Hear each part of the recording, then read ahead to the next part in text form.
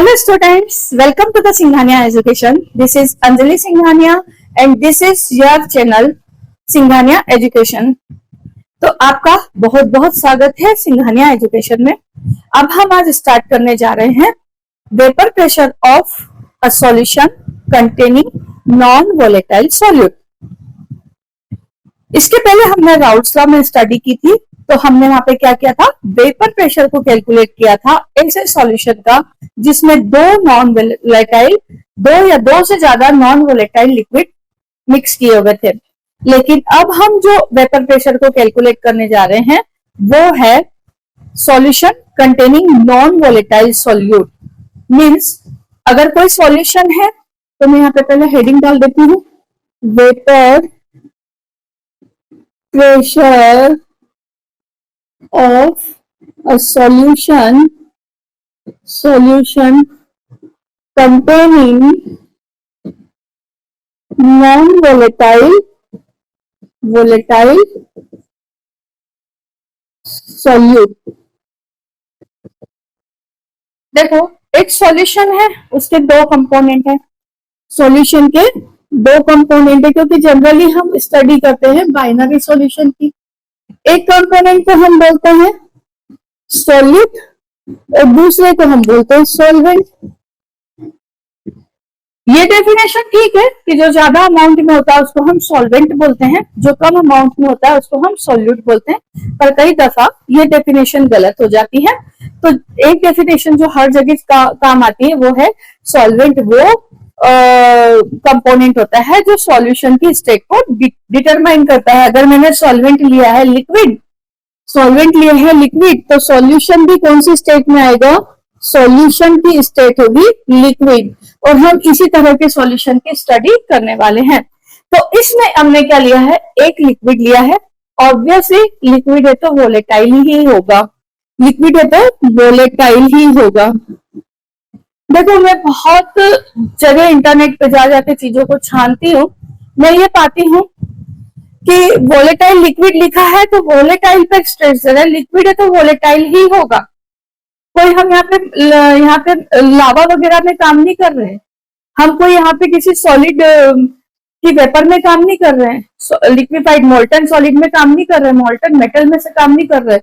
वहां की वेपर में थोड़ी प्रॉब्लम हो सकती है, लेकिन यदि जनरली कोई भी लिक्विड लिया मैंने, जैसे कि वाटर, जैसे कि एसीटोन, जैसे कि CH2 कार्बन डाइसल्फाइड, जैसे कि acetic acid, alcohol, all of this liquid volatile. Generally जो भी कंपाउंड लिक्विड स्टेट में होता है वो वोलेटाइल ही होता है नॉर्मल टेम्परेचर पर। और दूसरा जो कंपोनेंट होगा वो होगा सॉल्यूट।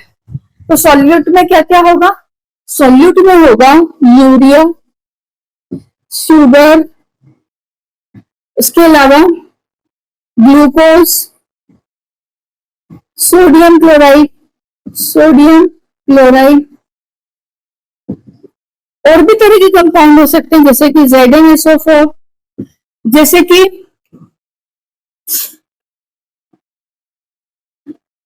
कैल्शियम क्लोराइड, और भी कंपाउंड्स को हम ले सकते हैं सॉलिड को स्टडी के लिए। तो अगर मैंने इस सॉलिड को इस सॉल्वेंट में मिक्स किया है तो मुझे सॉल्यूशन लिक्विड स्टेट में मिलेगा, पहली बात। दूसरी बात, हम क्या करने जा रहे हैं, इस टाइप के सॉल्यूशन का वेपर प्रेशर देखने जा रहे हैं। क्या वेपर प्रेशर इंक्रीज होगा अगर इस सॉल्यूट को हम इस सॉल्वेंट में डालेंगे, तो क्या वेपर प्रेशर इंक्रीज होगा, क्या कम होगा, या प्योर लिक्विड के बराबर होगा। क्योंकि ये नॉन वोलेटाइल सॉल्यूट है, ये तो वोलेटाइल होगा ही नहीं, तो सॉल्यूशन में हमको इसकी वेपर नहीं मिलेगी। तो हम क्या स्टडी करने जा रहे हैं, हम स्टडी करने जा रहे हैं एक सॉल्यूशन है जिसमें नॉन वोलेटाइल सॉल्यूट को मिलाया है वोलेटाइल लिक्विड में, तो उसके वेपर प्रेशर पर क्या इफेक्ट होगा। तो नाउ अब हम इसके लिए क्या करते हैं, एक कंटेनर लेते हैं और उसमें एक सॉल्वेंट लेते हैं।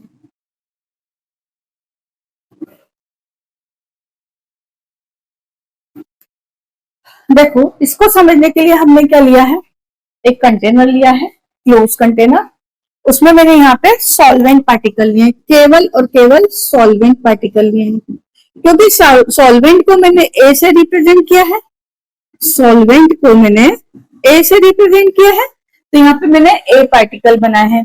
उसमें हमने सॉल्यूट मिलाया है जो कि नॉन वोलेटाइल है और सॉलिड है। इस सॉल्यूट को हमने इसमें मिला दिया। हम किस चीज की स्टडी करने जा रहे हैं? वेपर प्रेशर की। इस कंटेनर को अगर ऐसे ही कंटेनर को अगर मैं इस कंटेनर में देखूं तो क्या होगा? वेपोराइजेशन होगा। वेपोराइजेशन होगा तो केवल और केवल वेपर होगी, किसकी? सॉल्वेंट की। यहाँ पे सॉल्यूट है ही नहीं। तो इस समय पर अगर यहाँ पे इक्विलिब्रियम अटेन होता है तो क्या होगा? ये वेपर इसकी सरफेस पे प्रेशर एक्सर्ट करेगी and this pressure is known as vapour pressure of pure liquid A. तो इसको हम किससे रिप्रेजेंट करेंगे? P नॉट ए से। अब मैंने इसमें सॉल्यूट मिला दिया, सॉल्यूट मिलाया और फिर मैंने इस सॉल्यूशन बनने के बाद में क्या किया? जब तक यहाँ पे इक्विलिब्रियम अटेन होता है तब तक के लिए क्या किया? वेट किया। देन मैंने यहाँ पे वेपर प्रेशर को फाइंड किया। अब यहाँ पे क्या होगा? जो वेपर प्रेशर है वो लोअर हो जाएगा। अब ये मुझे कैसे पता लगा? मैंने यहाँ एक मैनोमीटर लगाया। ये मैं पहले अपने प्रीवियस लेक्चर्स में समझा चुकी हूँ कि हम प्रेशर किससे मेजर करते हैं? मैनोमीटर से। तो हमने क्या किया? मैनोमीटर लगाया, यहां से प्रेशर देखा तो जो प्रेशर इसका था उससे कम इसकी वैल्यू थी। मान लो मैं इस सॉल्यूशन के प्रेशर को बोल देती हूँ, वेपर प्रेशर को PA।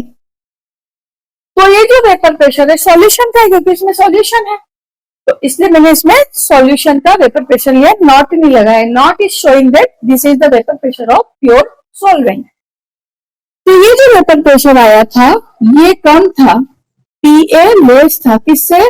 PA नॉट से। अब देखिए जरा समझते ऐसा क्यों हुआ? तो ऐसा हम समझते हैं कि यहाँ पे जब हमने इसका सॉल्यूशन बना दिया, B को A में मिक्स कर दिया, होमोजीनियस सॉल्यूशन बन चुका है।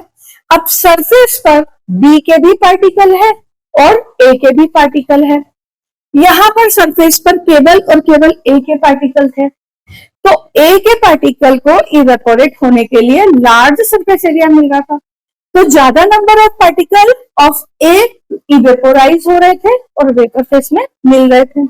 वहीं पर रादर देन दैट हमने इस सॉल्यूशन को देखें तो इसके सरफेस पर दो तरह के पार्टिकल हैं। एक तो पार्टिकल वो है जो नॉन वोलेटाइल है, जो इवेपोरेट होते ही नहीं। दूसरे पार्टिकल कौन से? जो इवेपोरेट होते हैं। अब जो इवेपोरेट होने वाले पार्टिकल है उनके नंबर्स डिक्रीज हो गए क्योंकि सरफेस एरिया कुछ उन पार्टिकल ने ऑक्यूपाई कर लिया जो इवेपोरेट होंगे ही नहीं।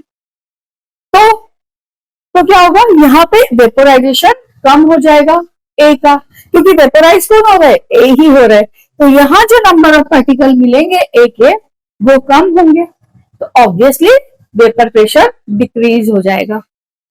तो ये बात आपको अब समझ में आ गई होगी अच्छी तरह से कि वेपर प्रेशर के साथ में क्या होगा? डिक्रीज हो जाएगा। अब हम इसका मैथमेटिकल एक्सप्रेशन करेंगे। मैथमेटिकली राउल सर ने क्या बोला था कि अगर हम किसी सॉल्यूशन में वोलेटाइल कंपोनेंट लेते हैं तो सारे वोलेटाइल कंपोनेंट का जो पार्शियल वेपर प्रेशर होता है which is directly proportional to its mole fraction into the solution. अब यहाँ तो केवल एक ही वोलेटाइल सब्सटेंस है, तो यहाँ पार्शियल प्रेशर होगा ही नहीं। केवल और केवल प्रेशर किसके कारण से है? किसके कारण से? सॉल्वेंट के पार्टिकल के कारण से। तो अब हम यहाँ पे क्या करेंगे? क्या वर्ड यूज करेंगे कि vapour pressure of solution is directly proportional to the mole fraction of solvent, क्योंकि मोल फ्रैक्शन सॉल्वेंट ही वोलेटाइल है। तो हम यहाँ पे क्या लिखेंगे कि जो वेपर प्रेशर है, vapour pressure of solution is directly proportional to the mole fraction of volatile liquid या solvent in सॉल्यूशन। अब देखो इस केस के लिए तो केवल मोल फ्रैक्शन सॉल्यूशन में ही निकलेगा, वेपर फेज में तो एक ही कंपोनेंट है, तो यहाँ मोल फ्रैक्शन की वैल्यू कितनी हो जाएगी, 1 हो जाएगी। इसलिए वेपर फेज में यहाँ पे मोल फ्रैक्शन को हम कैलकुलेट नहीं कर सकते। कब कर सकते हैं, जब हम दो वोलेटाइल लिक्विड लेते हैं तब वेपर फेज में मोल फ्रैक्शन अलग होता है, तो ये मेंशन करना जरूरी होता है। अब यदि मैं इस वेपर प्रेशर सॉल्यूशन के वेपर प्रेशर को PA से डिनोट कर रही हूं, तो यहाँ पे क्या हो जाएगा, PA is directly proportional to XA। और जब भी आपको किसी साइन ऑफ प्रोपोर्शनलिटी को हटाना होता है तो एक कांस्टेंट लगाओगे, तो यहाँ हम लगाने वाले हैं एक constant, PA will be equal to KA XA। Constant की वैल्यू कैसे फाइंड की जाती है, हम जो इंडिपेंडेंट वेरिएबल है उसको यूनिट मान लेते हैं, और अगर मैंने यहाँ पे इंडिपेंडेंट वेरिएबल X है, A है, इसको 1 मान लिया, इसका क्या मतलब है कि इसका मोल फ्रैक्शन 1 हो गया। मोल फ्रैक्शन 1 हो गया मतलब क्या हो गया, प्योर सॉल्वेंट हो गया। तो जब हमने प्योर सॉल्वेंट का क्या लेंगे, X इक्वल टू 1 लेंगे, तो ये क्या हो जाएगा, प्योर सॉल्वेंट का वेपर प्रेशर। तो KA की वैल्यू कितनी आ जाएगी, KA will be equal to PA naught. इस वैल्यू को हम यहाँ पे प्लेस कर देंगे।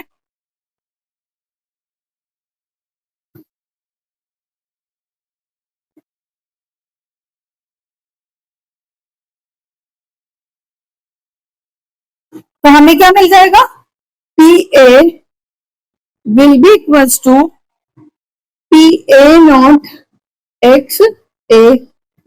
अब यह हमको अच्छी तरह से पता है कि किसी भी बाइनरी सॉल्यूशन में दो कंपोनेंट है, तो दोनों कंपोनेंट के मोल फ्रैक्शन का सम 1 के इक्वल होता है। मतलब XA plus XB equal to क्या होगा, 1। तो मैं XA को क्या लिख सकती हूँ, 1 माइनस XB।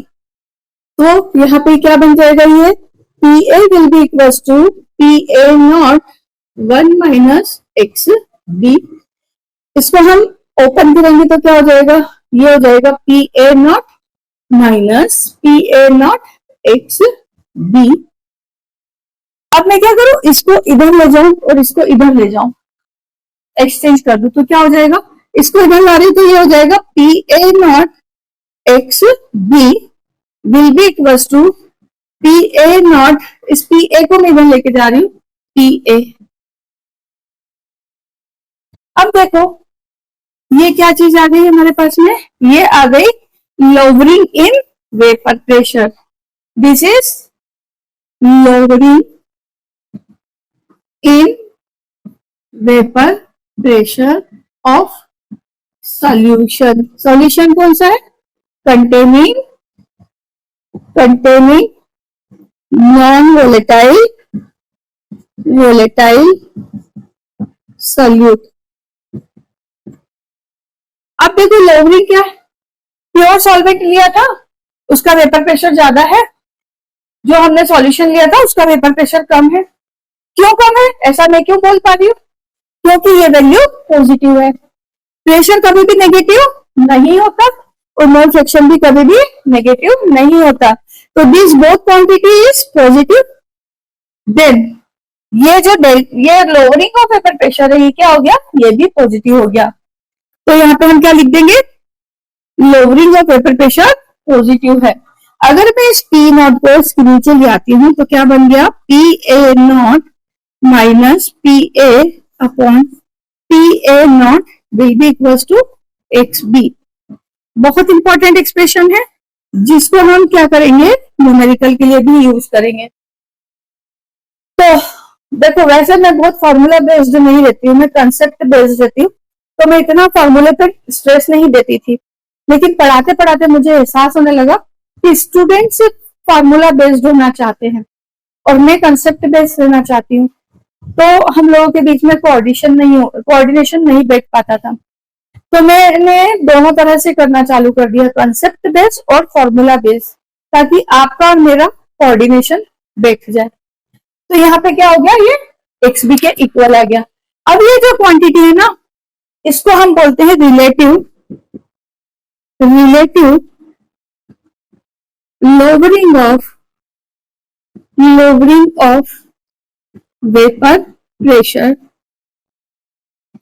ये एक इंपॉर्टेंट टर्म है जिसको हम कोलिगेटिव प्रॉपर्टी भी बोलते हैं, क्योंकि कोलिगेटिव प्रॉपर्टी उठाऊंगी तब ये टर्म भी वापस से एक्सप्लेन करूंगी। ये पूरा यहां तक एक्सप्रेशन करना ही पड़ेगा, तो मैं वहां पे फिर से एक्सप्लेन कर दूंगी, परंतु इसको हम क्या बोलते हैं, relative lowering of vapour pressure. अब relative lowering of vapour pressure क्या बोलते हैं कि जो लोअरिंग हुई है ना वेपर प्रेशर की, जो लोअरिंग ऑफ वेपर प्रेशर है with respect to vapour pressure of pure solvent कितनी हुई है, कितना फ्रैक्शन है उसका, तो उसको हम क्या बोलते हैं, relative lowering of vapour pressure. हम किसी के रेस्पेक्ट में किसी चेंज की स्टडी करते हैं तो हम उसके लिए वर्ड यूज करते हैं रिलेटिव।